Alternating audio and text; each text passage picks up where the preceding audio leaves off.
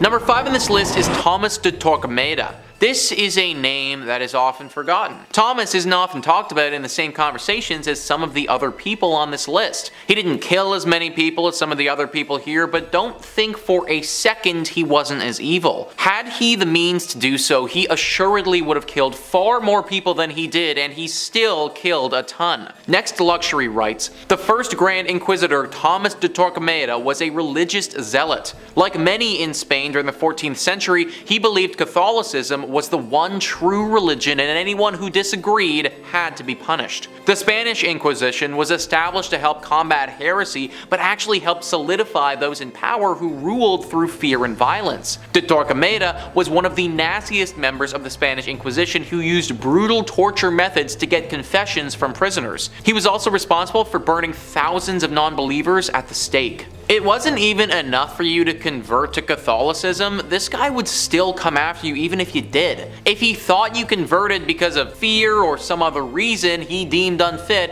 then he'd force you to wear certain garments and torture you. Heretics would get waterboarded and then often killed afterwards. He saw to the expulsion of over 40,000 Jews from Spain as well. He kicked them out, only allowing them to leave with what they could carry, having to abandon their homes and their livelihoods. On top of this, he killed thousands of people too. This guy was absolutely messed up and would do anything in his power to keep Catholicism alive in Spain. I guarantee that if you lived in Spain during the 1500s, then this guy would definitely have been haunting your dreams. Number 4 on this list is Osama bin Laden. I think we all know this name, and I wouldn't be shocked if some of you have already been haunted in your dreams by it. Next, Luxury writes, unlike many of the other evil people on this list, Osama bin Laden wasn't responsible for the deaths of millions. He was officially held accountable for the deaths of 2,977 people. What makes him such a detestable individual was that the murders came about as a result of the September 11th attacks. This remains the deadliest terrorist attack in human history. The legend of the terrorist organization Al-Qaeda,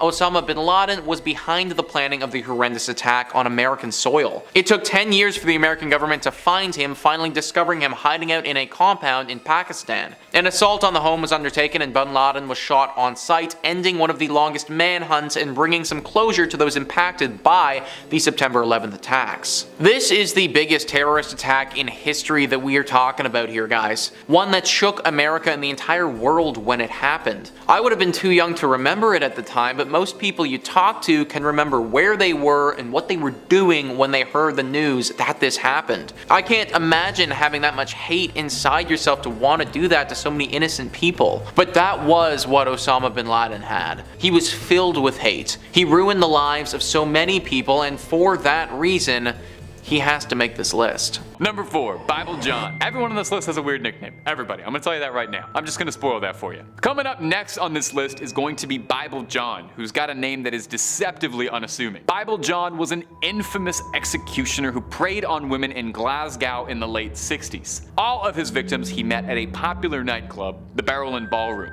He operated for a few years and is confirmed to be connected to at least 3 cases and maybe more. He was subject to one of Scotland's most extensive manhunts. He was the first time a composite sketch in the country was ever used as the front page of the newspaper. All because there were so few details about the case or just who he was. What few tidbits of trivia and information we have on Bible John, his crimes, his motives, and his modus operandus come from one of the victim's sisters, who very briefly shared a taxi with Bible John and her sister on the night of her death. Her very brief witness, it was only a 20-minute trip, was all the information they had to provide investigators to form a psychological profile of him, aiding in the investigation. Now, the name Bible John would stem from his practice of obsessively quoting the Bible and ranting and raving about adultery to his victims before, well, you know. The statement we have with Gene Puttock states that in the short period of time they spent together, he was making nigh constant and frequent references to specific Bible passages and really hammering home how much he he hated adulterous women. He preyed on brunette women who all looked fairly similar and found them all at the same nightclub, charming them and then attacking them. Their bodies would later be found naked in the streets with signs of strangulation. The only witness, one Gene Puttock, passed away in 2010, with no more leads and the case having been on ice for nearly 50 years. It's very unlikely Bible John will ever be found anytime soon if he's still out there.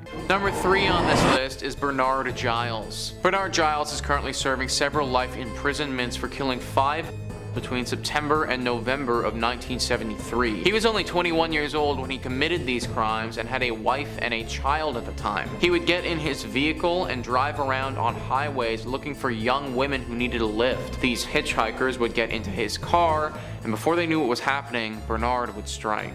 In the clip that I'm about to show you, Bernard is far older. A lot of years have passed since he's been imprisoned, but here he tries to recount his first killings. That day that you went out, when you did kill for the first time, was that a morning when you woke up and you were with your wife and daughter and something hit you and you went, No. Today may be the day? Every day may be the day. Every day? Every day may be the day.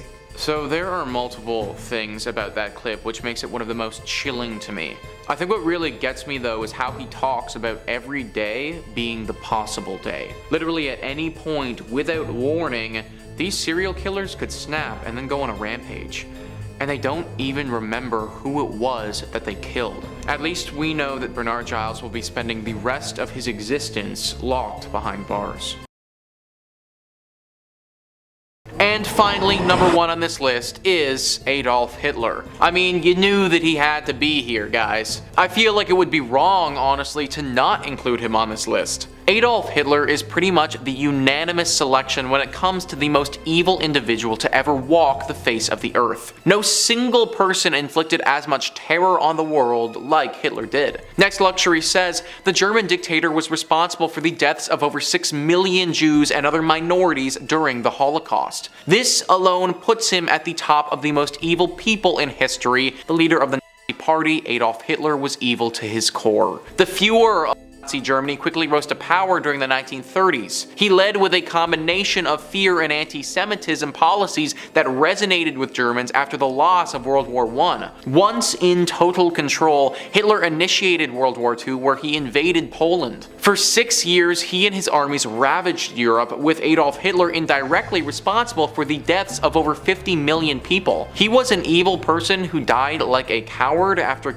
himself in his bunker on April 30th, 1945. There was just so much evil that filled this man. I cannot imagine how it must have been inside his brain. There must have been so much noise and anger flooding in his thoughts all the time. He's most famous for hating the Jews, but there were also tons of other minorities that Hitler detested. Ultimately, this one man caused so much pain in so many lives. He haunted people's nightmares when he was alive, and he's continued to do so even after his death. As a human race, all we can do is pray that no one this evil ever gets put on the planet again. Number 5 on this list is Mao Zedong. Mao Zedong wanted China to become a superpower, but how he went about it wasn't the best. Loss of life to Mao Zedong really wasn't of much importance to him as long as the end goal was achieved. The BBC writes, Mao and other communist leaders set out to reshape Chinese society. Industry came under state ownership and China's farmers began to be organized into collectives. All opposition was ruthlessly suppressed. The Chinese initially received significant help from the Soviet Union, but relations soon began to cool.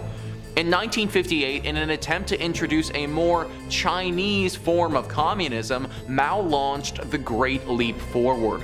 This aimed at mass mobilization of labor to improve agricultural and industrial production. The result instead was a massive decline in agricultural output, which together with poor harvests led to famine and the death of millions. The policy was abandoned and Mao's position weakened. In an attempt to reassert his authority, Mao launched the Cultural Revolution in 1966, aiming to purge the country of impure elements and revive the revolutionary spirit. 1.5 million people died and much of the country's cultural heritage was destroyed. In September 1967, with many cities on the verge of anarchy, Mao sent in the army to restore order. It was in this great leap forward that Mao's rule cost the lives of millions.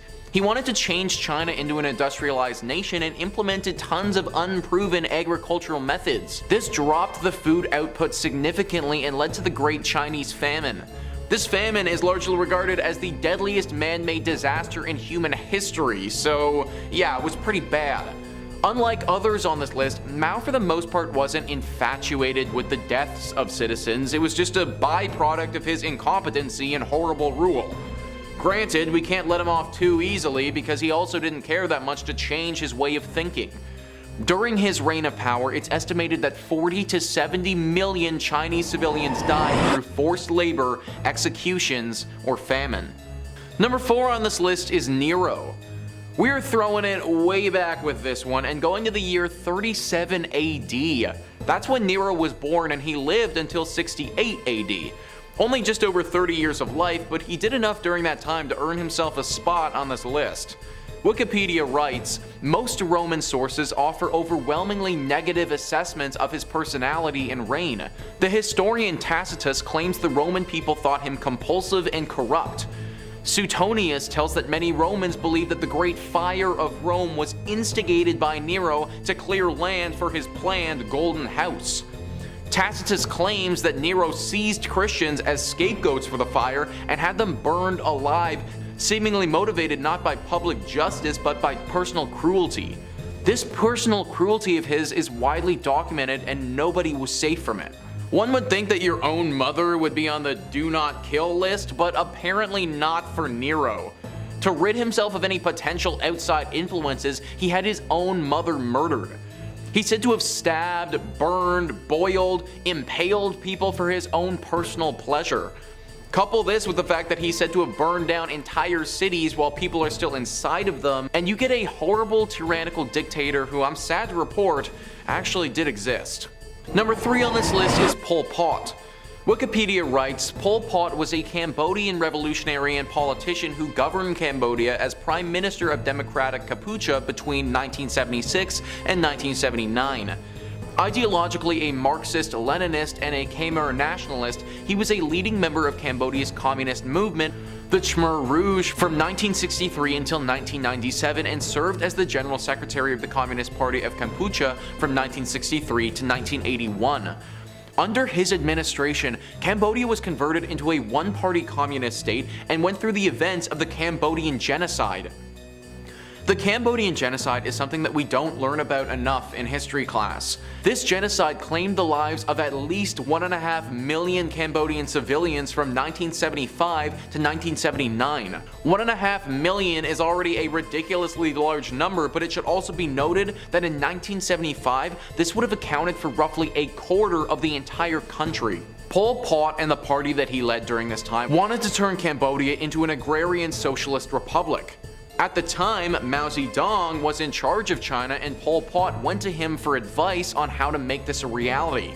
To do this, he emptied out cities and forced people into labor camps where they were either executed or simply worked to death. Disease and malnutrition was also rampant in these camps and the quality of life was horrible. Money was abolished and everybody was forced to wear the exact same black clothing, stripping people of any sense of their individuality. This truly was a horrible time in Cambodian history and saw so many atrocities committed countrywide. It finally ended when the Vietnamese invaded Cambodia in 1979 and Pol Pot's government fell.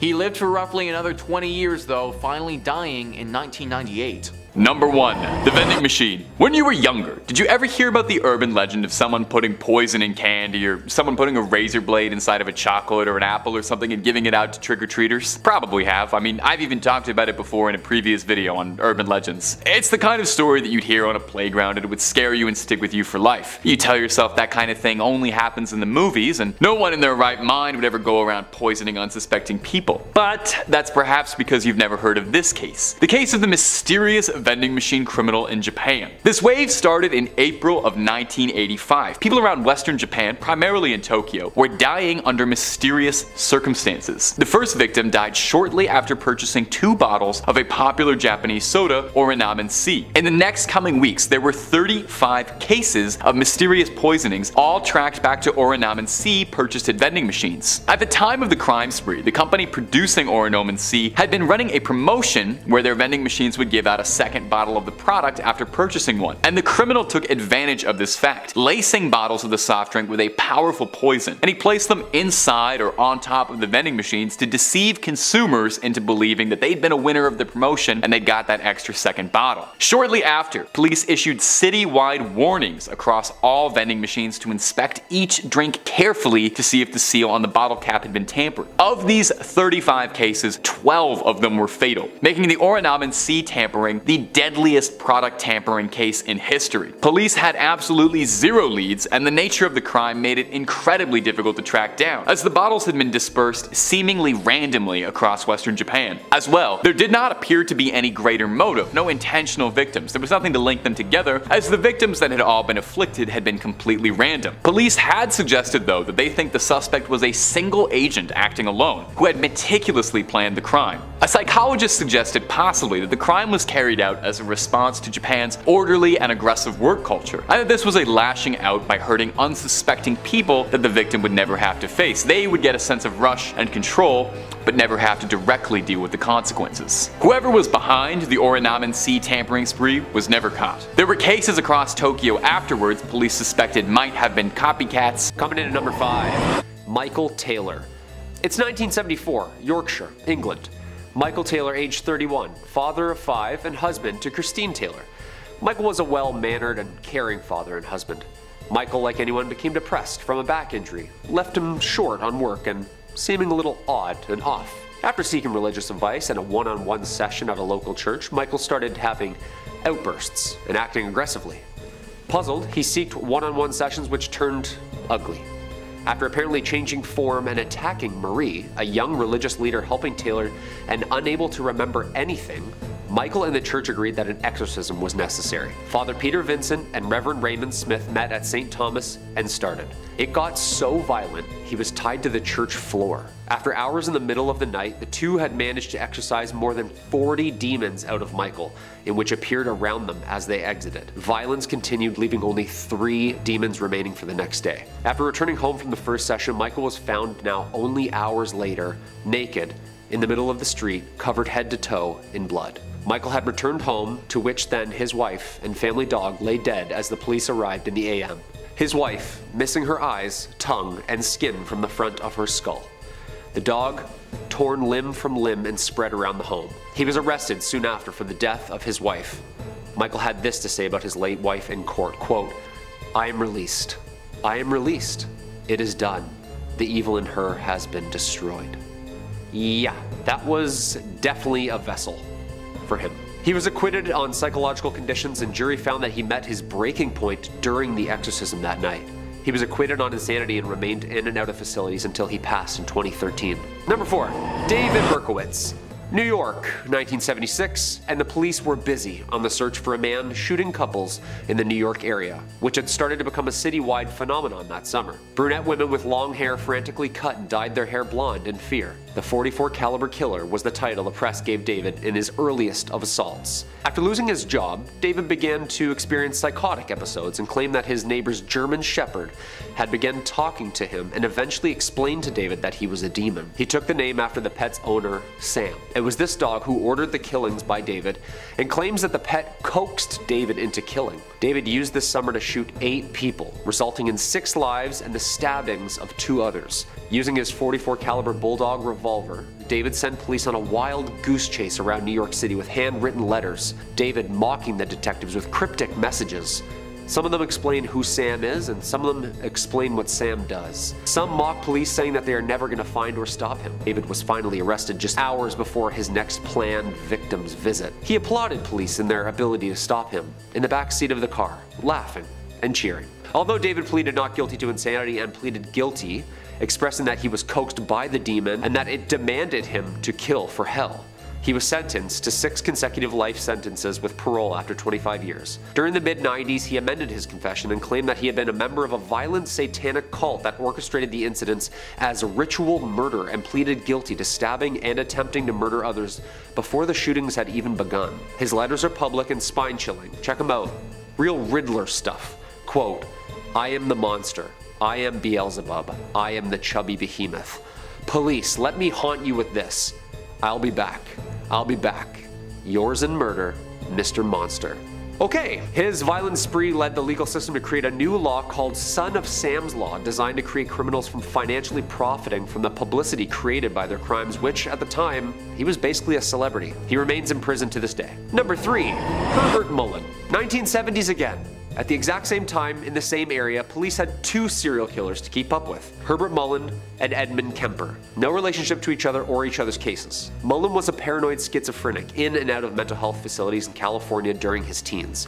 Mullen then kills 14 people during a 4-month period due to, quote, the impending natural disaster that would happen if he didn't. Mullen was convinced that the voice in his head he was hearing was telepathic. Mullen claims the voice of the Father had explained that the Vietnam War acted as a giant sacrifice that saved us from an earthquake and another one was coming soon. Constantly hearing the man's voice named the Father, encouraging him to gain more blood sacrifices, Mullen bludgeoned a man to death with a baseball bat. Mullen claims that the man was actually Jonah from the Bible and was begging him to sacrifice himself to Mullen. He then murdered a woman in the front seat of his car before dismembering her in a nearby park. Yeah, this is real satanic stuff, I told you. His third victim, a priest that he was confessing to in a Catholic church. Mullen says the priest claims to have telepathically begged him to sacrifice his life for the cause. Mullen then killed 5 people in one day. He claims that all the victims telepathically begged to be sacrificed as a good deed to the Father. Herbert Mullen remains in custody, and who was the father who kept talking to him through all of these people? Number 3. No, I'm Spartacus. Actually, much more evil than him. Heinrich Müller. Born in Munich, Germany, April 1900. After serving as a pilot in World War I, he joined the police in Munich, soon acquiring a reputation as a skilled investigator. As such, he would draw the attention of 2 nastier men, Heinrich H. and Reinhard H., leaders of the German SS army. Yeah, I don't even like saying their full names out loud. Just Google them up, you'll know. Müller entered the SS in 1934 and quickly rose through the ranks of the organization as a police official. In 1939, when the Gestapo police force and the other organizations joined the Reich, Müller was made head honcho. Yeah, basically this guy was like next in charge to, you know who. He was a pretty scary and powerful guy. Müller was involved in a ton of criminal affairs. He helped plan the Polish attack, he signed the bullet order, he authorized the torture of officers who had conspired to kill other SS soldiers. People knew him and knew of him. He was,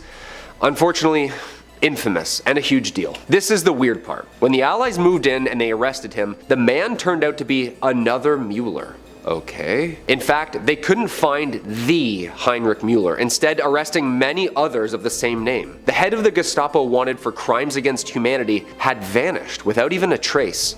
Gone. Even the CIA were like, okay, where the hell did this guy just go? He was just right here. He apparently vanished in the last days of the war. The Western Secret Services started many investigations over the years, but Müller and the vast majority of the Gestapo secret files were never found. In 2001, the CIA reopened its archives about the SS war criminal and revealed it still knew nothing new or conclusive about the SS Heinrich Müller who had been in charge all those years ago. Where did this guy vanish to? I don't know. Number 2, us. Sure, I've had my fair share of sibling rivalry. One's better at this, one's better at that. But these siblings took it to a whole other realm. The Han twins, or as I like to call it, the story of good versus evil. A tale as old as time. Well, not that long ago, actually. During the 90s, this was a huge case plastered on every screen of the attempted murder of Sunny Han by her identical twin sister, Gina Han. Whoa. It's November 6, 1996 in California. It quickly became a jaw-dropping case in the media as the case touched on themes of broken families, sister rivalry, split personas, and of course, parallel universes. The sisters had always had disagreements, but apparently hatred became obsession. Throwing some hands here and there became stalking, and eventually jail time. The older they got, the more things escalated. Gina, after escaping prison, had drummed up the idea to hire 2 teenagers to kidnap her sister. Uh-oh. During the kidnapping, the plan, however, failed, and the two men were quickly taken into custody by police. Just before going to Sonny's apartment, they went to buy large garbage bags, duct tape, wine, gloves, Pine Sol cleaner, and magazines. Yeah. The police were notified and luckily reached them before Sonny's evil plan could commence. And it was a close one. They, including the evil sister, were locked and loaded. Literally. Scary. Yeah, as in she literally dodged a bullet on that one. This is like the Metal Mario version of yourself, isn't it? This is terrifying. Do you even think you could take an evil version of yourself? It's sad that it's family, you know? The jury reached their verdict as to each defendant on November 20th, 1997, and Han was convicted of all charges, which were 1 count of conspiracy to commit murder, 2 counts of burglary, 2 counts of false imprisonment, and 1 count of possession of a weapon. So why did she hate her sister so much? How come she wanted to take over her life and just live one? This has evil parallel universe written all over it, dude. And number 1, the gods. Peru contains its fair share of ancient megalithic ruins. I'll do it again, sorry. Peru contains its fair share of ancient megalithic ruins. If you're not familiar with the construction and myths behind the Machu Picchu and the Nazca lines, then this next one may make you scratch your head. Some would say those are cute compared to this next rock? I don't know. The door in Hayumarca, some think it's a wall, but most believe it becomes a portal to the beyond. The story of the Gate of the Gods, also known as Door of Hayumarca, begins near the banks of the Titicaca over half a millennium ago. According to Incan legend, the universe began here, and according to researchers, the Incan Empire fell here, somewhere around 1592. Peruvians tell the tale of an Incan priest who barely escaped slaughter from the conquistador forces. His name was Aramu Muru, and he was a powerful high priest who served in the Temple of the Seven Rays. To escape his imminent death at the hands of the Spanish army, Muru fled to Hayumarca with the help of other priests, and using a golden disc key, Muru opened the small door in the face of the rock, apparently venturing into another realm. According to legend, the stone door transformed into a bright tunnel that was lit with an unearthly blue light. Aramu Muru passed through the barrier and entered the void, upon which the door then closed behind him. Spooky. Many people believe that he is now living in the land of the gods. Many still believe he is to return with the knowledge of the other side. I mean, if this guy just like platform 9 3/4 himself through a perfectly sanded rock face, yeah, I'm gonna say it's ancient aliens. Right away, 100%. This site's also been said to be aligned by 5 other archaeological sites, which together form an imaginary cross with straight lines crossing each other exactly at the point where this plateau and lake are located. That makes it even creepier. Number 5, Robert Fisher. Robert Fisher was a man living in Arizona with his wife and 2 children, living quietly. He had worked as a surgical technician and had previously attempted to become a Navy SEAL. He was an avid outdoorsman, an expert hunter, angler, and camper, and found himself frustrated that his children didn't quite share this love of the outdoors with him. Fisher did all he could to present himself as an all-American, white picket fence, nuclear family man, but the truth was far more complicated than that. A child of divorce, Fisher had intense issues regarding separation.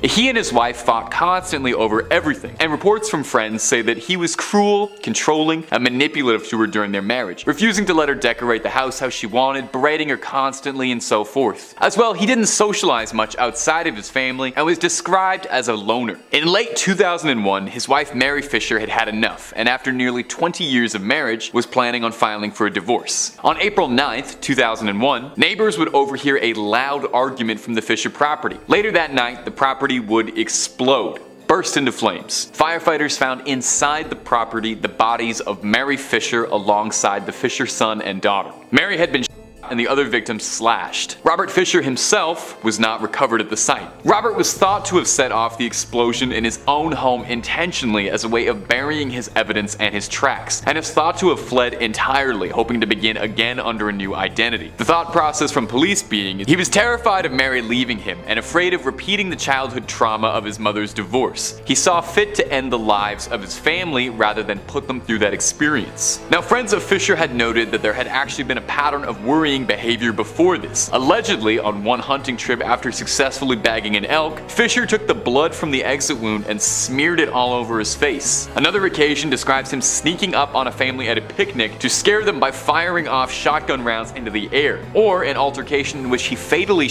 a neighborhood dog for attacking his dog, although the police had suspected there was foul play. Fisher was never found, and police aren't even sure if he's still alive. One detective working the case said, "Maybe this is all we'll ever get. Maybe this is the best we've got, knowing he did it and never finding him again." And my ghouls and goblins, if it's scary stuff you're looking for, Top 5 Scary's gotta be one of the top 5 best places to watch scary videos. Ghosts, cryptids, real crimes, aliens, we got it all. Take a look through the cursed archives and see where it takes you. Now let's keep going. Number 2, the Pickler. Now I've talked about the Pickler before on this channel, but his story is so horrifying and honestly unbelievable that it's worth repeating at least once. Again, goes without saying, like every single entry else on this list, the Pickler leads you to believe this is going to be a silly story, but wait about a minute, I'll explain why he's called the Pickler and all the pieces will come together and you'll regret clicking on this video. This one's kind of a dark one. The Pickler's real name was Berkowitz, and he worked as a tinsmith in the early 1900s, living in a humble small village in Hungary. He had been married and he had children, but his wife had left and with her took the children. He moved in a housekeeper who served as his sole faithful companion. His housekeeper would note that he seemed to entertain a plethora of female guests and was never hurting for women's attention, although she didn't talk to any of the guests much. Outside of his women callers, Kiss was actually fairly isolated. He kept to himself mostly, he didn't interact with his neighbors much at all or the community as a whole, instead preferring to tend to himself and living quietly alone with his housekeeper and his big collection of metal drums. He had a stockpile of metal drums all over his property, and when people would ask about them, he said that he was stockpiling gas. In 1914, Kiss would be conscripted to serve with the Hungarian army and left behind his home to his noble housekeeper. While deployed, Hungarian soldiers were running low on resources, and when they needed gas, some soldiers on patrol saw fit to take from Kiss's collection all over his property. However, when they went to recover the gas, they were shocked to discover what the barrels actually contained. No gas to be found, but instead the bodies of several missing women floating in alcohol in an attempt to preserve or pickle their corpses.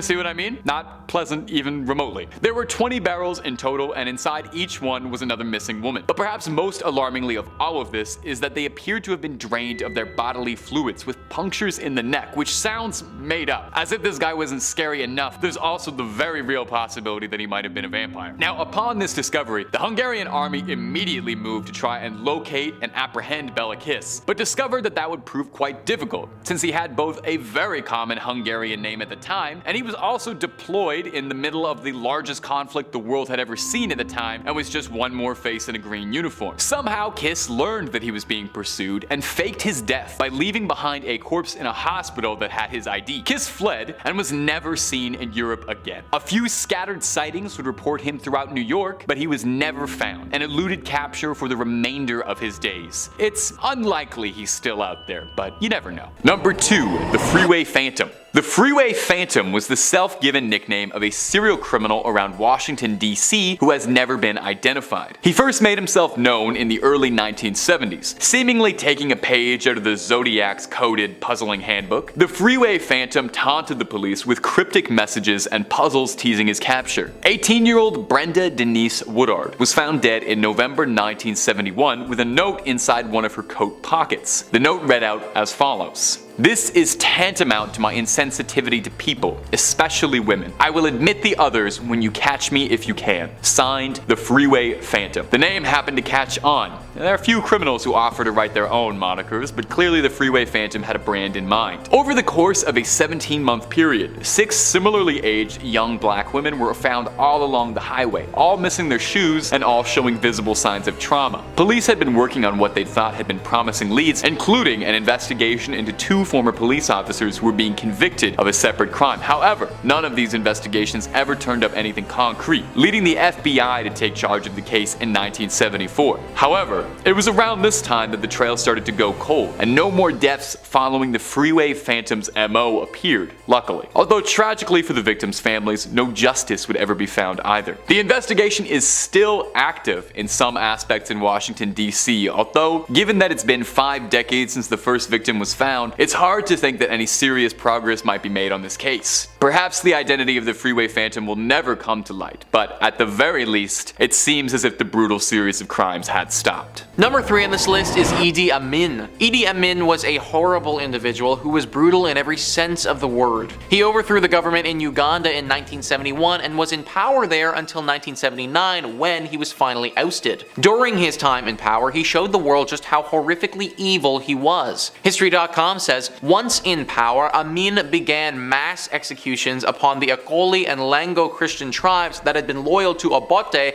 and therefore perceived as a threat. He also began terrorizing the general public through the various internal security forces he organized, such as the State Research Bureau and Public Safety Unity, whose main purpose was to eliminate those who opposed his regime. In 1972, Amin expelled Uganda's Asian population, which numbered between 50 and 70,000, resulting in a collapse of the economy as manufacturing, agriculture, and commerce came to a screeching halt without the appropriate resources to support them. Throughout his oppressive rule, Amin was estimated to have been responsible for the deaths of roughly 300,000 civilians. One of the worst parts about all of this is that he never had to pay for these heinous acts. After he was ousted in 1979, he fled to Saudi Arabia and just lived out the rest of his life there under protection. He lived comfortably there after having caused so much pain and death just years prior. He lived like this for decades until he finally died in 2003 from natural causes. Idi Amin doesn't get nearly as much media coverage as he should. The atrocities that took place in Uganda during the 70s need to be talked about more and must be acknowledged. Millions of people during that time would have been living in total fear of this man. I think it's fair to assume he probably still haunts the dreams of those who had to live through this terrible trauma. Number 2 on this list is Joseph Stalin. Stalin is another one of those guys who just has to be on this list. His name is synonymous with evil and hatred and death. Next Luxury says, much like Hitler, Joseph Stalin was loved by his supporters and hated by everyone else. The dictator governed the Soviet Union from 1922 until his death in 1953. His communist identity was influenced by Marxism-Leninism, resulting in his own idea known as Stalinism. Throughout his rule, millions died, particularly during the famine of 1932 and 1933, thanks to his disruption of the economy. Stalin was also responsible for the Great Purge, where a further 1 million were imprisoned and around 700,000 executed. To this day, Stalin supporters revere him as a champion of the working class, looking past the ethnic cleansing and mass executions that happened during his time in power. Stalin's horrifying exploits are often overlooked because just a little further down the line, you do have the whole Adolf Hitler thing. Stalin was right up there though as being just as brutal. The way he treated the Ukrainian people was absolutely horrific. He starved them for the sake of starving them. We cannot have another one of these individuals in our world ever again. We barely made it out the first time that we had one. Number 4. Richard Lynn Baer. Richard Lynn Baer is an interesting exception on this list, as he's the only one of these fugitives who actually was caught. Now the problem with this is that he was not caught for very long. Didn't really take, as he escaped from jail shortly after being apprehended. Richard was wanted for the death of Sherry Hart, a divorcee and young mother who was waiting for a date on January 15th, 1984. Her date had stood her up, and she changed her evening plans to go out and have fun with high school friends Jeffrey Burgess and one Richard Lynn Baer. However, the evening would take an extremely dark turn when Baer would make an advance at Sherry Hart. She rebuked him, and infuriated and incensed, Richard bashed her with the butt of a handgun and ordered that Burgess drive them about an hour and a half away into the woods. Lynn Baer then dumped Sherry out of the vehicle in the woods, leaving her bleeding heavily. Burgess had told police he'd acted under the threat of his life, as Baer had told him he would see to it that Burgess died if he said anything about what had happened that night. However, Burgess was more than willing to cooperate with the police, leading them to finding Hart's remains and arresting both Baer and Burgess for the crime. However, Burgess would escape days before being tried from the small-town county jail, where he fled, adding him to the FBI's most wanted list for his crimes and unlawful flight to avoid persecution. As of this recording, the trail had gone completely cold, and Lynn Baer was never found again and is still wanted. Burgess passed away at the age of 46, having spent most of his life in and out of prison on various unrelated charges. Number 3. Bradford Bishop. Until I can prove that he's dead, I'm going to assume he's still alive. That's the words of Montgomery County Sheriff Raymond Knight, speaking on our next entry, Bradford Bishop. This notorious criminal has been on the FBI's most wanted list for years, and has managed to elude capture this entire time. In fact, he was taken off of the FBI's most wanted list in late 2018 to accommodate more serious fugitives, and FBI had some reason to believe he might not even still be alive. Bradford Bishop was an unusual case, as he was a fairly promising career man with no stains on his record. He was working as a counterintelligence official, a former army serviceman, and he worked as a diplomat. Life seemed to be going fairly well for Mr. Bishop, who fathered 3 children with his wife Annette, where they lived in Bethesda, Maryland. On March 1st, 1976, Bradford was passed over for a promotion at work that he was due for. He left the office a little bit early, telling his secretary he wasn't feeling well that day. He would then drive to his bank, he withdrew a large amount of money, and he went to fill up gas in his car and then to a hardware store to purchase a shovel, pitchfork, and a sledgehammer. Bradford would then return home and ended the lives of his family members one by one. He would carry their bodies into the trunk of his car, where he drove them deep into the swamp nearly 300 miles away, where he buried and lit the bodies ablaze in a shallow grave, burning the remains of his once happy family. There would be a few sightings of Bradford afterwards. He was last seen buying tennis shoes with an unknown woman and a dog March 2nd. On March 18th, his car was discovered by police at an isolated campground all the way over in Tennessee. The contents of the car were unnerving. A blood-soaked blanket, a shotgun, an axe, and the well for the spare tire was soaked in blood. A jury indicted Bradford, and that was the last time any evidence of the case ever emerged. Now, since then, there have been numerous unproven sightings, sporadically appearing throughout Europe mostly, but nothing that has contributed to an arrest. If Bradford Bishop is still alive, he is 86 and has still evaded capture. Number 2, Richard Ramirez. This next guy is really nasty and deserves to be in the second spot. 13 counts of murder, 5 attempted murders, 11 assaults, and 14 burglaries. Sounds like a hell of a guy. The Night Stalker. Charming name for what this man did. Born in Texas, his older brother went to Vietnam and returned with some pretty gruesome stories and some pretty gruesome visuals. The young Ramirez, soaking all of this up, grows up obsessed with the satanic occult and fascinated. He made various references to Satan during his legal proceedings. His trial began in 1989, and he was convicted of 13 murders and a variety of other crimes. Nearly 2 months later, he was sentenced to death, with the judge stating that his crimes showed, quote, cruelty, callousness, and viciousness beyond any human understanding. And the worst part was that he made most of his victims pray to Satan and swear on Satan that they were going to tell him the truth whatever he asked. I'm not really going to get into the sick details of really what this man did, nor will I with the number 1 spot, but it involved hammers, machetes, ropes, knives, guns, you name it, anything violent. He was an absolute nasty creature that liked to torture his victims and really drive the satanic love for you-know-who. First responders would have taken pictures of numerous satanic symbols drawn on the walls in almost a ritualistic reenactment. He was captured by the use of the huge media surrounding his story on the way to take his next victim's life. His trial was truly a disgusting display of media attention, one of the most expensive court cases to date, losing only to O.J. Simpson. He screamed "Hail Satan" at his hearing and flashed self-harm pentagrams. He died of cancer in 2013. This guy must have signed some sort of book for you-know-who.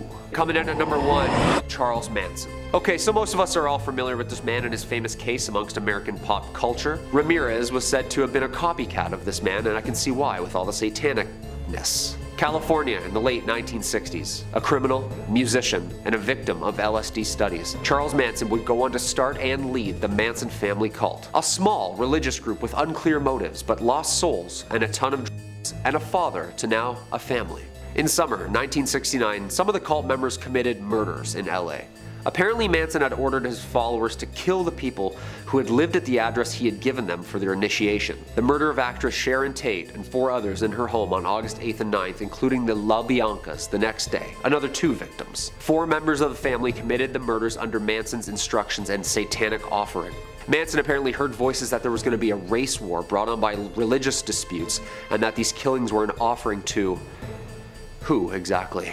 The famous helter-skelter message, incoherent scribbles, blood all over the walls. They were then to hide underground in, quote, the bottomless pit under Death Valley, which Manson knew the location of, but instead were caught on the run days later. Manson was sentenced to life in prison under the pretense that he was the one who targeted, planned, and brainwashed his, quote, piggies into committing. While in prison, Charles was diagnosed with schizophrenia and paranoid delusion disorder, seeing visions and hearing voices for more than half of his life. He died in prison in 2017. Yeah, I've seen what Tarantino did with his latest movie, and it's definitely a subtle PG-13 fiction version of what actually went down on that night. What do you guys think? Do you think Charles saw the devil? I think he actually was the devil. Number 5. Randy Greenawalt and Gary Tyson. As a 2-for-1 bonus for our viewers, our first entry on this list details the imprisonment, escape, and brutal rampage of 2 prisoners from the Florence State Prison in Arizona, USA. In 1974, Randy Greenawalt and his brother James were held on suspicion for the murder of a truck driver named Stanley Sandage. The brothers had shot the driver and taken his wallet before being arrested when they tried to purchase stereo equipment with the victim's credit card. The authorities realized that the killing was extremely similar to the death of another driver, Henry Weber, 4 days earlier. The 2 brothers were charged with the murders, but Randy was able to avoid the death penalty by testifying against his brother. He was sent to Florence State Prison where he met Gary Tyson. Tyson had attempted to escape several times and was serving a life sentence for stabbing a prison guard. The 2 men formed a plan together to try and escape with the help of Tyson's 3 sons, who showed up to visiting day with a concealed shotgun and helped the 2 prisoners to overpower the guards and escape, with plans of escaping to a ranch in Mexico. They quickly ran into trouble when their car blew a tire. A kind stranger driving with his wife, infant son, and teenage niece came across them and tried to see if they needed help. They were taken prisoner by the convicts and taken into the desert where they were shot and left for dead, while Greenawalt and the Tysons fled in the family's Mazda. They made contact with a woman Greenawalt had become pen pals with, who bought them a truck and ammunition, plans of making their way to an airplane that Gary had chartered for their escape. The police caught wind of this, and the gang was forced to try and make alternate arrangements. They made their way to Texas, where they killed a couple of newlyweds and took their car. Days later, they were met with a roadblock, which they ruthlessly barreled their way through, before being met with another one 6 miles down the road. The officers opened fire on the gang, hitting one of the Tyson sons who was driving. The remaining 2 brothers and Greenawalt were captured, but Gary Tyson got away, although he was found dead in the desert 11 days later, having died a slow death of exposure to the elements. The brothers were sentenced to life in prison, and Gary was executed by lethal injection after spending 2 decades on death row. Number 3. Jack the Ripper. Jack the Ripper is one of history's most infamous criminals, and honestly, maybe the most. Over 130 years ago, and we are still absolutely fascinated by his crimes, and we still don't even know for certain who he was. Could still be out there, he could still be at large. He terrorized Whitechapel through the year of 1888, leaving behind a series of sickeningly grisly crime scenes, torn apart and left in the street for all to see. There are at least 5 confirmed cases that are attributed to Jack the Ripper, but there are several more that are speculated to be attached to him, with some suggesting that it could be anywhere from 13 or higher. Jack eluded capture, stupefied his pursuers, and taunted his would-be captors, sending the police souvenirs, I guess, from his crimes, wrapping in the mail and sending them out. On one occasion, he did this alongside a threatening letter, boldly claiming to be from hell, known as the From Hell letter. The jeering letter taunted the police, inviting them to catch him, while he described the pleasure he took in his sick, sordid dealings. Investigators were downright stumped trying to find the guy. They suspected he didn't have any level of medical training, as his hurried slashes led them to believe he could have been a butcher. The way he slashed his victims was beyond horrific. He left them missing and in some cases beyond recognition. It seemed too like he could be in multiple places at once. A body discovered in New York a few years after the crime spree matched the victims of Whitechapel almost perfectly. Was it a human performing all these sickening acts? Or could the Ripper's mangling be attributed to a demon that was preying on the women of White Castle? It would explain how he was so elusive and managed to evade capture for all those years. Number 2. Emperor Nero. Now perhaps you've heard of Emperor Nero. You've probably heard the story of him playing the fiddle as Rome burned around him. But honestly, historically, that barely even cracks the top 5 craziest things Nero ever accomplished in his tenure as emperor. Nero set a new standard for wildness as a world leader that I think has never been matched again. Where do I begin with him? Let's start off small. He had a dedicated legion of soldiers, referred to as the Augustans, whose sole function was to follow him around and clap and hype him up whenever he would perform. Now that's kind of harmlessly crazy. So what about the story that Nero used to use his enemies as torches for his gardens. Yeah, Nero had a passionate hatred for Christians, blaming them for the infamous fire that engulfed Rome, which some historians believe Nero himself started. That's pretty wild. But what about the fact that Nero would dress himself in the skins of animals with his romantic partners? Or about how he orchestrated the deaths of his mother and brother? Nero ensured his own position as Emperor of Rome. Emperor Claudius married Nero's mother Agrippina, who then adopted Nero as his own son. When Agrippina poisoned Claudius, Nero took the throne, and then to ensure that he could keep that position on that lofty chair, he poisoned his stepbrother and would later poison his own mother to make sure no one could challenge him as emperor. He then enjoyed all the pleasures of Rome as much as he could. He depleted the treasury of Rome at one point solely to make a statue of himself in his own honor, the Colossus of Nero, to leave a lasting legacy. In the end, after years of insanity, Nero took his own life by ordering one of his own servants to stab him after being told he would be executed by the state as he was considered an enemy of Rome. He bemoaned what an artist the world was losing. Nero's proclivity for wild debauchery, outrageous pursuits of pleasure, intense wanton cruelty, and violence towards Christians led some people at the time to view Nero as the Antichrist himself. And to be honest, I get it. Number 1.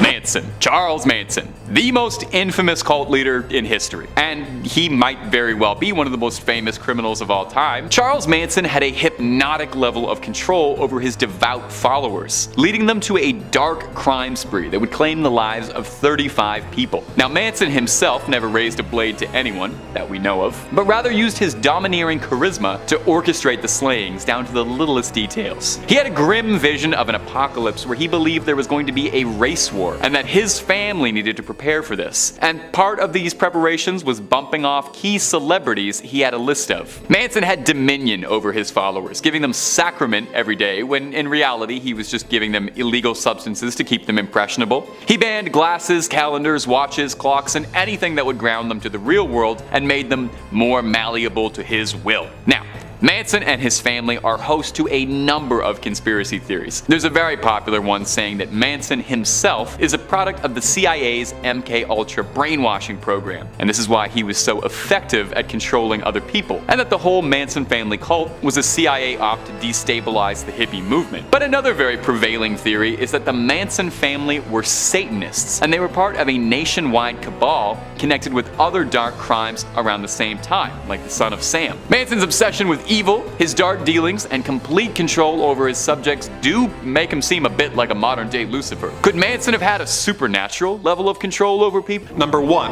Earl Nelson. When Earl Nelson was 2 years old, his parents died and he was sent to live with his grandmother and her 2 younger children. Even from his young childhood days, he exhibited self-loathing and morbid behavior, being expelled from his primary school as a 7-year-old. He got even worse after being hit by a streetcar and being knocked out for almost a week. Upon awakening, he began to suffer from intense headaches and memory loss, and his behavior became more and more erratic. He was in and out of prison as a young adult for relatively minor charges such as trespassing and larceny. He eventually ended up in Los Angeles County Jail, where he remained for 5 months before escaping and joining the Navy. He was committed to the Napa State Mental Hospital by a Navy psychologist who described him as living in a constitutional psychotic state. The doctors at the institution described him as suffering from hallucinations and paranoid delusions, but they deemed him relatively harmless. In his time at the hospital, he managed to escape 3 times, causing the staff to nickname him Houdini, and eventually stopped searching for him. He was sent back to the hospital after trying to assault a minor, but escaped 2 more times before eventually being discharged in 1925. The next year, he began his string of murders. He would travel the country pretending to be a harmless traveling Christian, looking for women with rooms to rent. He would then be invited into the women's homes, whereupon he would assault and murder them by strangling them.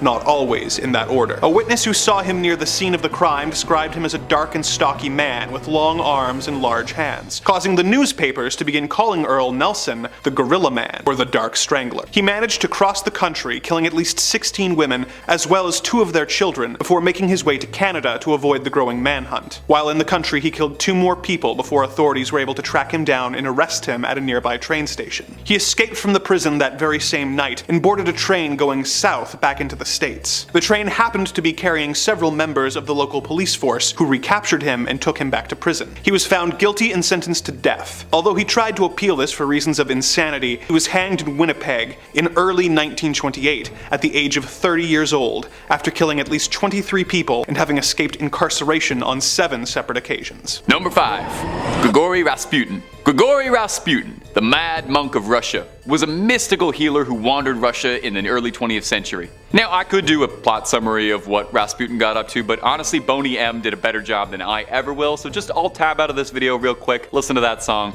come on back. Okay. Did you? Well, if you didn't, the quick rundown is that the Black Monk genuinely believed himself to be a holy healer with otherworldly powers, and was appointed a lofty position by Tsarina Alexandra to heal the young prince of his hemophilia. He was rumored to be part of a secret order called Klisti, connected with all sorts of scandalous practices. Now, no official connection was ever made to Rasputin and the sect. Rumors of the man still persisted. He carried an infamous reputation around the country, with stories of his wild debauchery and black magic, stories of wild powers. Did he really have otherworldly powers? Given his infamous nigh immortality, I am a bit inclined to agree with him. The man simply could not be put down without serious effort. There was a plot to have him enticed by a courtesan and castrated until he caught wind of it. In 1914, he was in the chest by a beggar and shrugged it off like it was nothing. Now, of course, the most famous story of Rasputin was his assassination at the hands of the Tsar's cousin and a handful of noblemen. As the famous legend goes, he was poisoned, bludgeoned,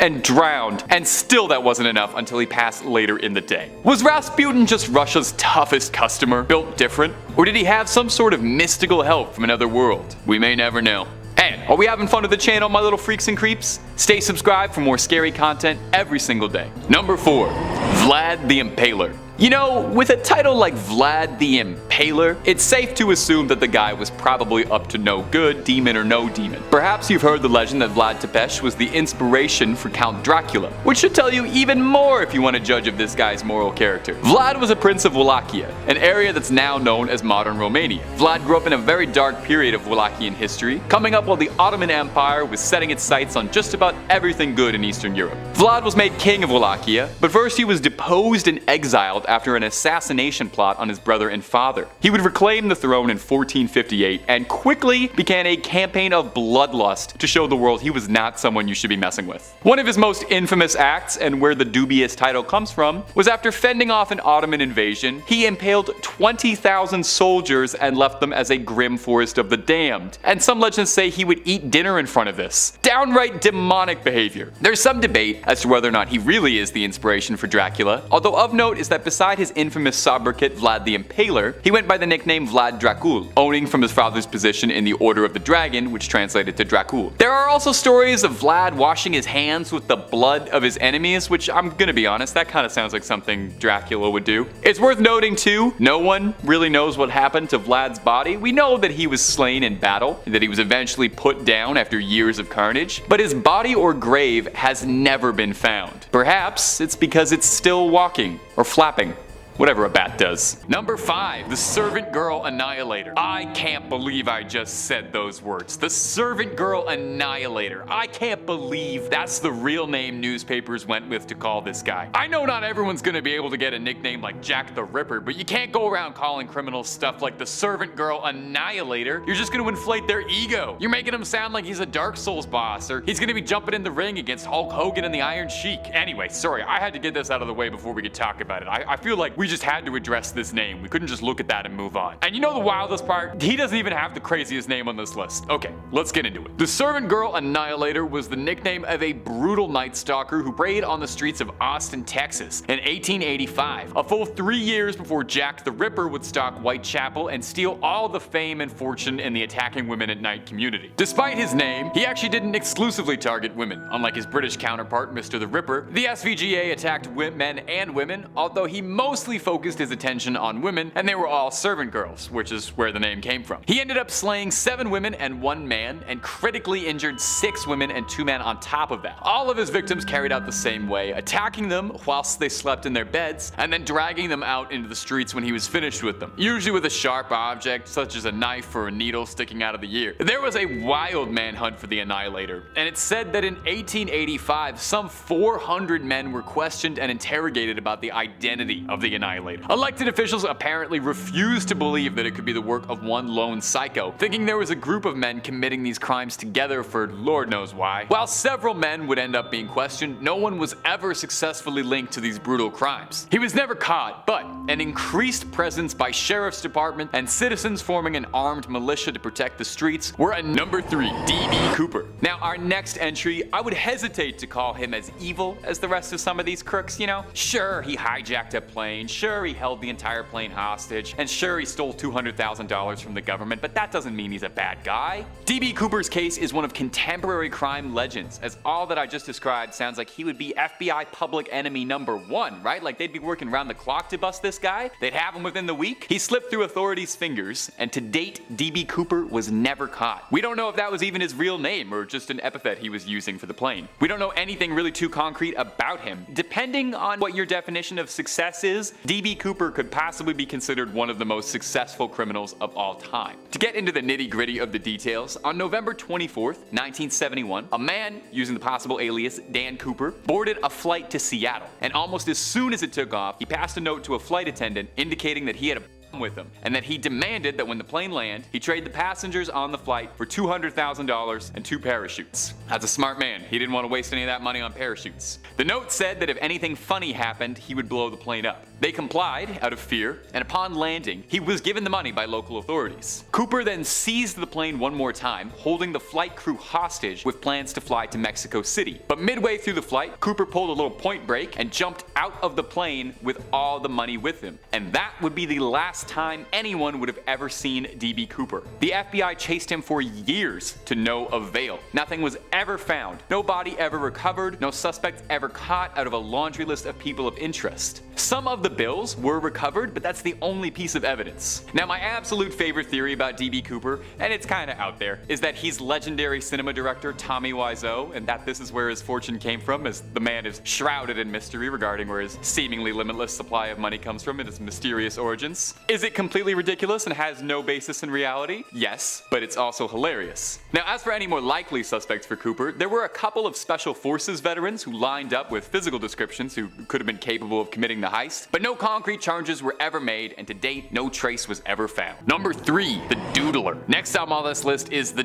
Doodler. Like everybody else, don't let the goofy name fool you into thinking there is anything silly or funny about this guy. Now this bizarre nickname would come about from his habit of drawing pictures of his victims before he would attack them. And I guess the drawer or the sketcher or the artist didn't quite roll off the tongue the same way that the Doodler did, and that's the name they went with. The exact body count of the Doodler is unknown, but police believe that it could be anywhere from 6 to 14 victims total in San Francisco, stretching from 1974 to 1975. Several men disappeared from the city's gay community, and more were injured. And part of what made him so hard to identify is that despite the city's historically very liberal and accepting view of the LGBTQ+ community, at the time, the larger mainstream whole community hadn't quite got there yet. And so, several of the men who would end up surviving an attack were too worried about outing themselves to want to cooperate with the police, leading to very few victims cooperating with the police, meaning there was very little information for any of them to work with, and the criminal was able to successfully elude pursuit. Ironically, for someone named the Doodler, the composite face sketch they had from witnesses is the only real bit of evidence they ever had to work with. However, unlike a lot of the other cases on this list, this one is actually still actively ongoing. There's a $200,000 reward for anyone that has any additional information. And as of 2019, this case is still ongoing, with DNA and fingerprint evidence being used to try to narrow down the ever-wide net of potential subjects of interest and hopefully get some closure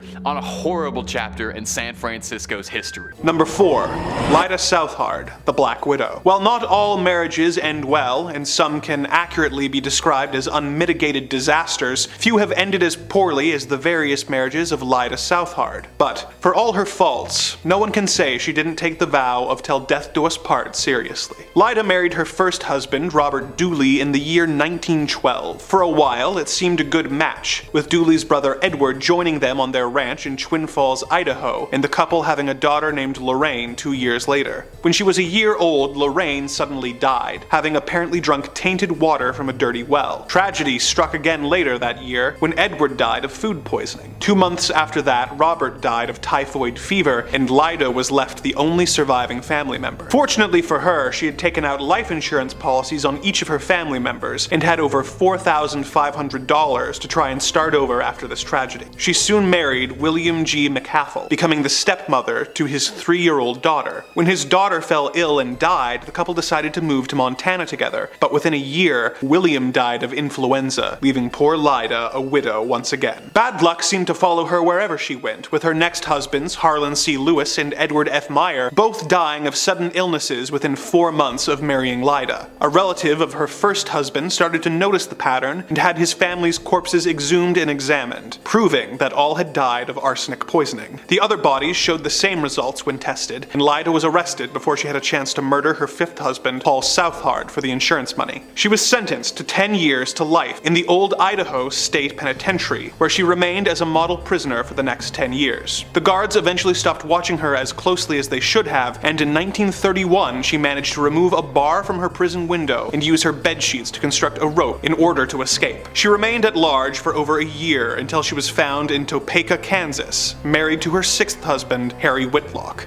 She was taken into custody for another 10 years before being released in 1941. She died of a heart attack in 1958, whereupon her 7th husband, Hal Shaw, likely breathed an unconscious sigh of relief. And finally, number 1, the Zodiac. If we're talking about evil people who've managed to elude capture, it might feel a little obvious to put the Zodiac as number 1, you know? But he's also one of the most infamous, strangest, and scariest criminal stories in American history, so it's never a bad story. Well, it is. It's a terrible story, but it's a very interesting one to hear. The Zodiac terrorized California throughout the late 60s and early 70s, personally claiming responsibility for 37 victims. He stole headlines and media attention for years, as the state was fascinated and terrified by what he would do next, and if he would ever be caught. His exploits have been the subject of a few films and TV, most famously David Fincher's Zodiac, starring Jake Gyllenhaal and Robert Downey Jr., dramatizing the investigation trying to find him unsuccessfully. Although he himself insisted that he left a trail of 37 bodies, the police were only ever able to connect 5 different deaths to the Zodiac. People would be attacked by a lone gunman, with nothing seemingly connecting the cases. Motive, modus, everything was unclear. The case would become legendary when he sent his infamous letters to 3 separate newspapers, containing details that only the real assailant could have possibly known about the crimes, inviting and challenging police to a game to catch him. He sent out a postcard boldly displaying "My name is," and then a blank spot, with an invitation to solve one of his puzzles. If you saw the new 2022 Batman movie, Paul Dano's Riddler is directly inspired off the Zodiac, all of his methodology, taunting people, leaving weird riddles at his crime scenes, that sort of stuff. His letters were threatening, taunting, and incomprehensible. The code he wrote in would stump detectives for years, to this day, with only one of his ciphers ever being solved, and it not being nearly enough to connect any dots. The riddle that was solved spelled out a confession of sorts, but it mostly served as the Zodiac gloating about the nature of his crimes and saying that he did it solely because he thought it was fun, and that it was the most thrilling, fun thing a man could do, described it as being better than hunting games or getting your rocks off. He didn't mention whether or not it was better than writing riddles and codes though. Now at the time, obviously they looked into just about everyone they could, and there were several prominent suspects and people of interest, but nothing concrete and final. The rest of his riddles were never solved, and as far as we know, he was never caught. However, in 2018, a private team of investigators was absolutely determined to close the case once and for all, and put an end to one of California's most infamous mysteries. They had identified an 80-year-old Gary Francis Post, who had passed away. He resembled the composite sketches of the Zodiac, and forensic evidence had actually made some compelling arguments that could tie it to being him, but the FBI have denied this claim, and say that they still consider the case open. Will it ever be closed within our lifetime? We may never know, but the one thing that's certain is that we are not going to stop trying until we get some answers. You want my theory? Personally, I think Jack the Ripper is the Zodiac. I think that would be the ultimate plot twist to the end of all of this. Number 5, Frank Matthews. Our first spot is notorious criminal kingpin Frank Matthews, a legendary crime lord operating out of New York in the 1960s. Who also had some pretty cool classic mafia names like Pee-wee and Black Caesar, built himself a criminal empire that Los Polos Hermanos would have been jealous of. Starting out small, working in racketeering racketeering and illegal gambling ops in Philly in the 1960s, he had his sights set on much bigger things, working his way up, collecting numbers, making contacts, until he could start selling product for some serious money. By the early 1970s, he was already trading millions of dollars for illegal narcotics, importing his stuff from Latin America and distributing it throughout the states. Pee-wee had his hands and pockets across the country, with his criminal web spanning across 21 states at its peak. Naturally, if you're moving that much stuff around the country with that many people involved in your operation, eventually somebody's gonna get wise. And that's exactly what happened. Boys in Blue tapped Frankie's phone communications and put out a federal bulletin for his arrest. By December 1972, Frank and his girlfriend were arrested at McCarran International in Vegas. Okay, so he got caught. This kind of breaks the list a little bit, but hear me out a little bit here. Because after spending a paltry couple months in jail, Frankie made bail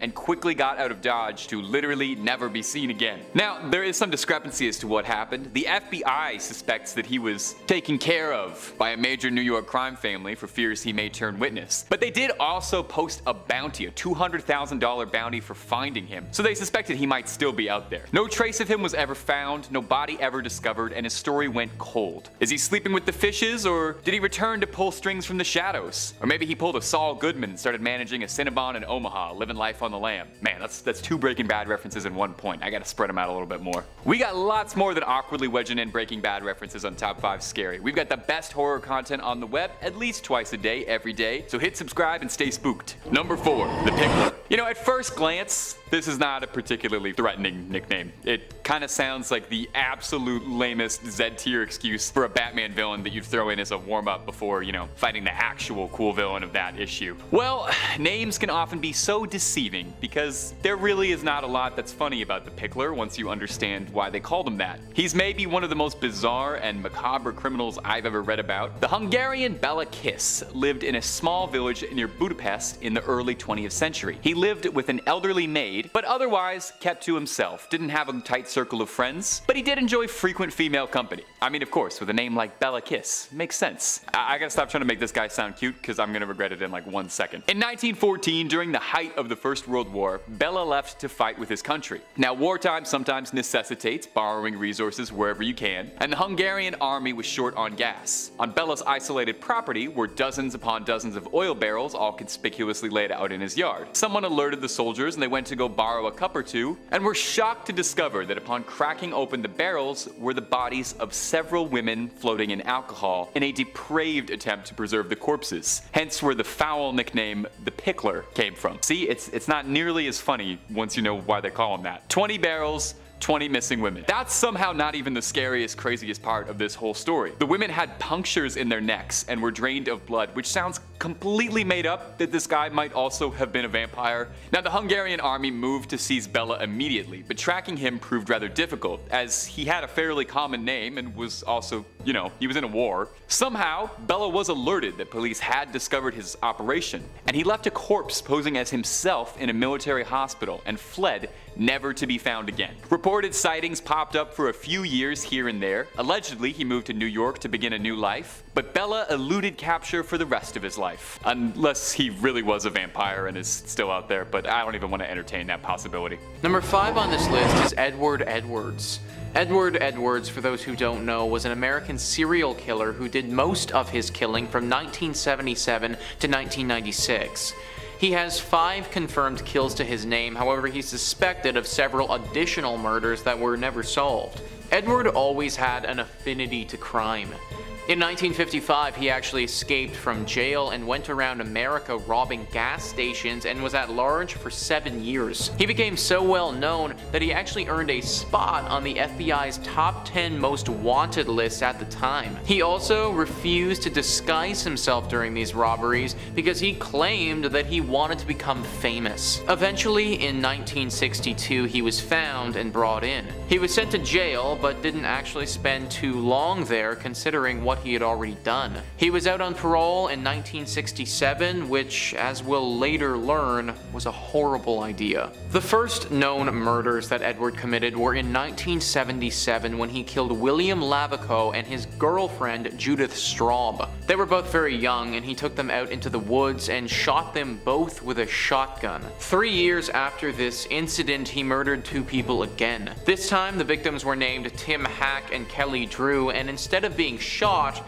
they were stabbed and strangled. Then in 1996 was his last confirmed murder, that of Danny Law Glockner. This was actually Edward's foster son, and he admitted to killing him for the life insurance policy of $250,000. In an interview, Edward very matter-of-factly owns up to killing Danny and shows zero remorse at all. He goes on to say that he was a schemer, and he'd always been a schemer and was looking for a way to earn a quick buck. He said that he had planned this thing for over a year and had been preparing everything for that long. In the interview, he very carefully lays out everything that happened and does it in a manner that it seems as if he's almost boasting about it. He even talks about how he took his head and threw it into a forest a year later after animals had bitten it off, and he doesn't even blink. Edward Edwards was an extremely sick and twisted man who clearly was not capable of feeling any normal and healthy human emotions. He died in prison back in 2011. Number 4 on this list is Tommy Lynn Sells. Tommy Lynn Sells is right up there as being one of the worst serial killers of all time. The acts that he committed were so gruesome and just plain evil that I can't even begin to understand the level of inhumanity that it would have taken to do it.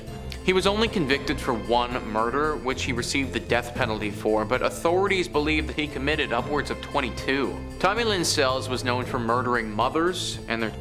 He didn't just stop with them though, also killing the fathers from time to time, but there was definitely a bit of a pattern involved with the mothers. In an interview that he had while he was still alive, he comes up with a sick and twisted reason as to why he did this.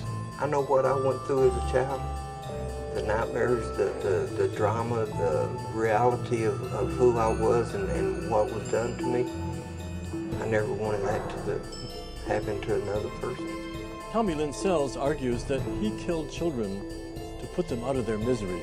I don't even know if there are adjectives in the English language to describe how messed up that is. Tommy Lynn Sells was eventually executed on April 3rd, 2014. Number 2, the Zodiac. Possibly one of the most infamous cases in American history, the Zodiac was a notorious criminal, famed in equal measures for his slayings and for his chilling obsession and interaction with the police trying to track him. He was made a household name after a Hollywood flick starring Jake Gyllenhaal and Robert Downey Jr. depicting the efforts trying to find him. The Zodiac is known to be responsible for 5 different deaths terrorizing California in the late 60s and early 70s, although he himself claims responsibility for 37 victims. The Zodiac case became legend when he sent his now infamous letters to 3 separate newspapers, providing details only he could have known about the crimes, and challenging the police to a sick game of sorts, sending them incomprehensible ciphers and riddles that supposedly contained clues to his identity and the crimes within. Only one of his ciphers was ever solved and the rest remain a mystery. The Riddler from the new Batman movie is a direct inspiration from the Zodiac's sinister dealings. For 5 years, the Zodiac would taunt his pursuers with riddles and codes, sending horrifying cards, taunts, a letter boldly displaying "My name is blank," and then a cipher below it teasing their inability to find him. A postcard with his symbol written in blood, amongst others. Part of what makes the Zodiac such a fascinating and truly horrifying case is how much he seems like a movie bad guy come to life. The planning makes him out to be some sort of sinister criminal mastermind, and it's hard to disagree with that proclamation when he's completely eluded any form of capture for the better part of 50 years. There were several possible suspects as to who the Zodiac could have been, but nothing conclusive. To date,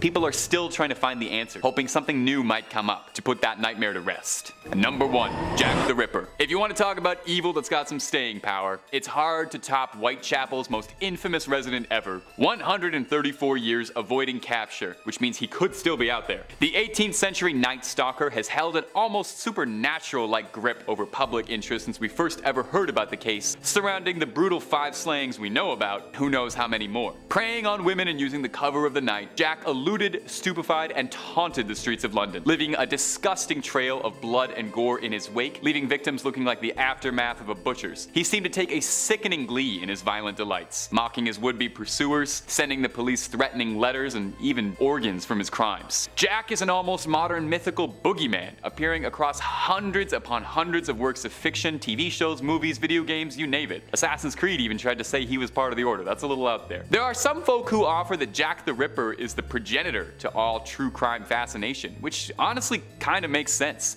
As much as he terrified Londoners at the time, the media was obsessed with him, with the original media buzz surrounding him, paralleling how we talk about most brutal crimes these days. You can bet your bottom pounds that if Jack was terrorizing London today, there'd be podcasters talking about him in between sponsored ads for MeUndies. Jack's crimes shocked Londoners, as the vicious and public nature of the slayings were not exactly commonplace. So surely, in 130 years, someone had to have some idea as to who Mr. the Ripper was, right? Well, with a case as famous as this, obviously there are some options. A quick glance at Jack's Wikipedia page suggests a possible 31 different suspects over the years who've all been attributed to it, and those are just the ones who made the page. It's worth noting that we are still looking, we are still trying to find him, put this case to rest, because everyone wants to be the one to say they unmasked the Ripper. Number 2 on this list is Ted Bundy. Ted Bundy was one of the most ruthless and prolific serial killers that we've ever known. He targeted young women in the 1970s and confessed to killing over 30 of them. How many women he actually killed is unknown, but the number is thought to be significantly higher than that. He engaged in all types of sick and sadistic stuff, things that I can't get too deep into on YouTube because they were just simply that bad. A member of his own defense team even came out and said Ted was the very definition of heartless evil. Whenever your defense team is coming out and saying that, you know that there's no redeeming you. Bundy died back in 1989 by means of state-sanctioned electrocution. Before he was executed though, Ted Bundy had one final interview. This interview took place in the evening of the day prior to him being executed. Watching this man who killed so many people and knowing that he's going to be executed the following day, there's just this cloud of darkness just that hangs over the whole interview. Ted Bundy described what it was like to kill someone by saying, "I want you to understand what happened. It was like coming out of some kind of horrible trance or dream. I can only liken it to being possessed by something so awful and alien,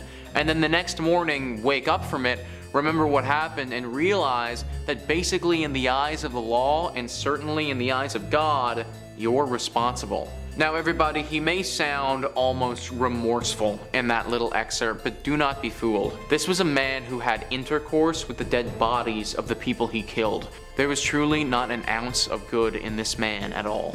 Number 1 on this list is Manuel Vela. The crimes committed by Manuel Vela actually happened not too long ago, which makes this whole story that much more scary. Manuel was a 28-year-old man who only a few years ago killed his girlfriend, who was 39 weeks pregnant with his child. Like guys, we are talking about just some of the most sick and twisted stuff ever. After he was finally apprehended, an interview took place. In that interview, he says that the only reason he was with his girlfriend all this time was to eventually kill her, and he had told her this time and time again. Why did you stay with her? Oh, to kill her. So that was your only purpose this whole time? Yes, yeah, kill her. And you made it pretty clear to her that that was your whole purpose as well? Yeah.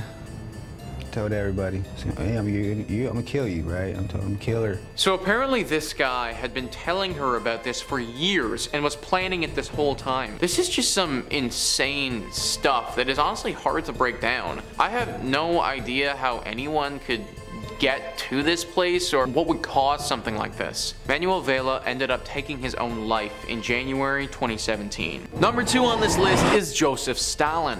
Ekharsh Merota writes, Joseph Stalin was dictator of the Soviet Union from 1922 till his death in 1953. As a young man, he was a robber and an assassin. For almost 30 years, he reigned with terror and violence in the Soviet Union. His decisions led to a famine that killed millions.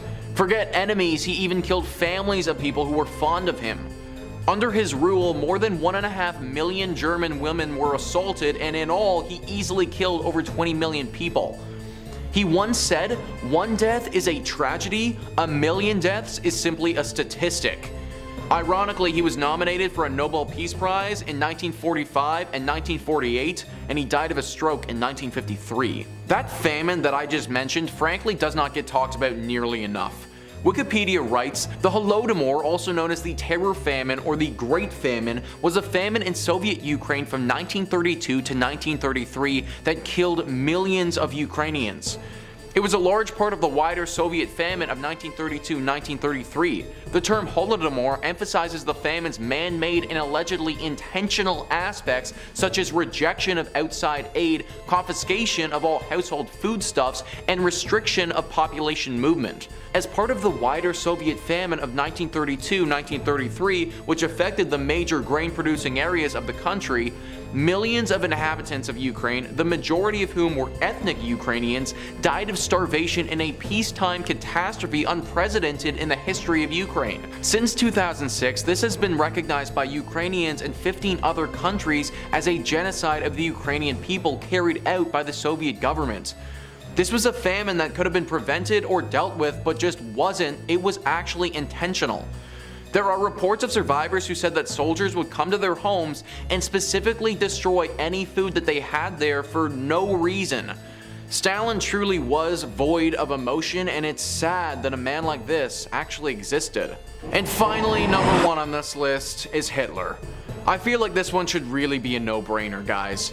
Adolf Hitler had so much hatred inside of him and was the architect of such overwhelming death that he has to be at the top of the list. Hitler was born in 1889 in Austria. He never had a great relationship with his family and fought often with his father. When he was younger, Hitler wanted to become an artist and would try and make a living by painting watercolors. Living off of being an artist is hard no matter how you try and do it, but it didn't help that public opinion of Hitler's work wasn't the best. Things changed for him though when World War I rolled around. He fought in this war from 1916 to 1918 and was actually awarded several medals for his service during this time. Experts say that World War I was a stark turning point for Hitler in his life, and this started him down the path that would later ruin so many lives. The Holocaust Encyclopedia writes, Adolf Hitler was the undisputed leader of the National Socialist German Workers' Party since 1921. In 1923, he was arrested and imprisoned for trying to overthrow the German government. His trial brought him fame and followers. He used the subsequent jail time to dictate his political ideas in a book, Mein Kampf. Hitler's ideological goals included territorial expansion, consolidation of a racially pure state, and elimination of the European Jews and other perceived enemies of Germany. These goals were thankfully never achieved, but Hitler certainly did try. Over 6 million Jews were killed during the Holocaust, Hitler's sick and infamous genocide, and roughly 70 to 85 million people died in total during World War II as a whole. Nobody can say for sure that there wouldn't have been a Second World War if Hitler wasn't around, but it's clear that he played an extremely instrumental role in making it happen, which in turn caused so much suffering for the entire planet. A sick and evil man at his core, and somebody that the world could have used without. Kicking this list off, we have Frankenstein. Okay, not really the Dr. Frankenstein that we know and love, but the man who Mary Shelley based the novel off of, and around. Well, one of them at least. Mad scientists are still puzzled by the works of one Johann Conrad Dippel. Dippel was born at Castle Frankenstein in Germany, where he would attend university as a philosopher. He studied theology, philosophy, and alchemy at the University of Gießen, obtaining a master's degree in 1693. In the 1700s, he then turned to Hermetic studies and alchemy, and this is where it gets a little mad scientisty. There are claims that during his experiments at Castle Frankenstein, he practiced alchemy and anatomy at the same time, on both the living and the deceased. Yeah. Creepy. Dippel even said that the rumors were true that he had sold his soul to the devil in exchange for secret knowledge. Yeah, that'll do it. He had a huge reputation surrounding dark sorcery, specifically for his work around the Philosopher's Stone and his claim to fame, the elixir of life. He performed experiments with cadavers and attempted to transfer the soul of one to another. Yeah, he was obsessed with this idea of soul transference with barely and freshly dead people. Common experiments among alchemists at the time though. One night apparently while he was working with nitroglycerin and the effect on magnetism and electricity apparently led to the destruction and a huge explosion at Castle Frankenstein. It was this night that he apparently was messing around with lightning and the answer to all his ailments came to him. Local mythology and lore recounts huge explosions and lightning emitted from the castle that night. I guess this was a pretty infamous night. It seems like it's right out of the book, no? Apparently this was the night he acquired the knowledge behind creating the elixir of life, his pride and joy. So what exactly happened that night at Castle Frankenstein? Huge lightning storm, or was this guy opening portals looking for souls? You tell me. Number 4, electro. Okay, they were definitely onto something back then. Lots of magnets and souls and electricity going on. It's 1803. Giovanni Aldini was an Italian physician and physicist born in Bologna, Italy. He, just like the other Dr. Frankenstein, liked to conduct high amounts of electricity through corpses to see what they could do. Yeah, sinister stuff. But science, you know? They like to do these crazy experiments and then write it down and stuff.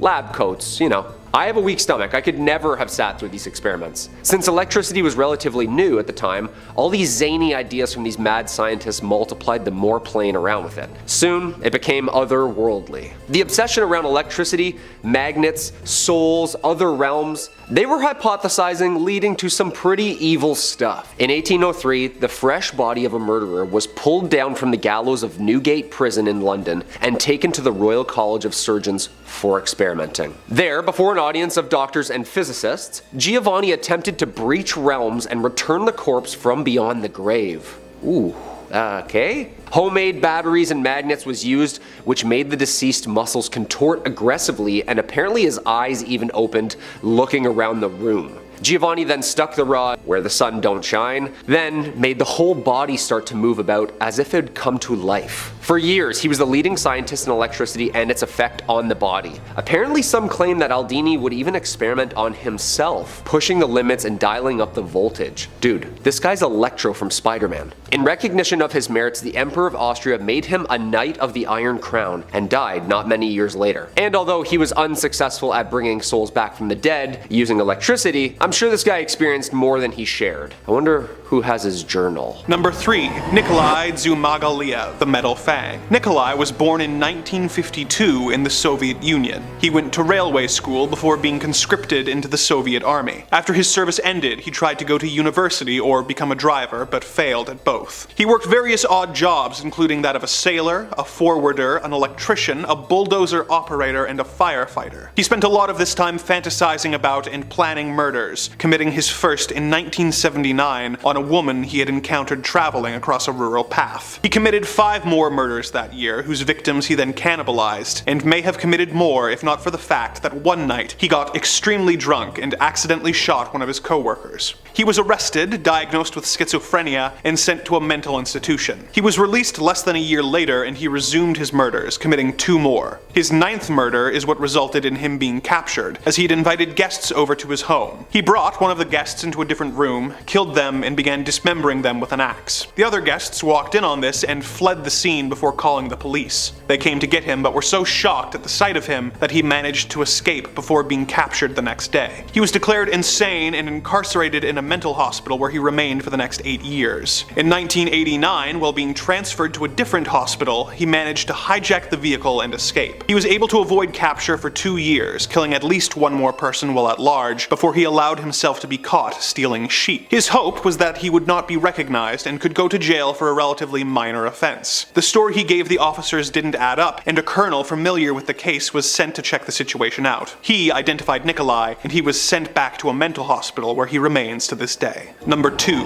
Ted Bundy. The most well-known of the monsters on this list, Ted Bundy was a cold-hearted murderer who would feign injury in order to get close to women and then attack them into unconsciousness in order to take them to a secondary location where he would take advantage of them before strangling them to death. He would often return to the bodies of the victims where he would subject the corpses to further indignities, for decomposition made this impossible. He later confessed to 30 murders, but the authorities believe his real body count is likely extremely larger. In one of the first examples of computers being used to investigate serial killer crimes, authorities compiled all the information they had, based on witness statements, to come up with likely suspects, and the computer produced a list of 26 names, one of them Bundy's. At the same time, detectives made a list manually of their 100 best suspects. When Bundy's name appeared on both lists, he became their #1 suspect, but word came out that he had already been arrested. A highway patrol officer had seen Bundy cruising a residential area and fleeing upon seeing the police car. When searched, they found a crowbar, handcuffs, a ski mask, rope, and an ice pick, among other suspicious items in Bundy's car. He was soon linked to and found guilty in a kidnapping case until the authorities gathered more evidence to charge him with the murders. In Utah State Prison prison, he attempted an escape and was placed in solitary confinement for several weeks before being transferred to Garfield County Jail. He was then taken to the Pitkin County Courthouse, where he chose to act as his own attorney. This allowed him to avoid having to wear handcuffs and shackles, and during a court recess he was allowed into the court library to research his case, where he snuck away from his guards and fled through the library window. He made his way to an Aspen hunting cabin, which he broke into and stole food and a rifle from. He became lost in the mountains and eventually found his way back to Aspen, where he stole a car but was soon apprehended by authorities. He was sent back to prison, where he acquired a hacksaw blade and spent 6 months sawing a hole in the bars in his window. He squeezed through the gap and into the crawl space, which led to the chief jailer's apartment, where he stole clothes and walked right out the front door. During the 2 months of freedom following his second escape, Bundy managed to kill 2 sorority girls and 1 12-year-old girl before eventually being arrested for driving a stolen car near the Alabama state line and being sent back to prison, where he remained until his eventual execution.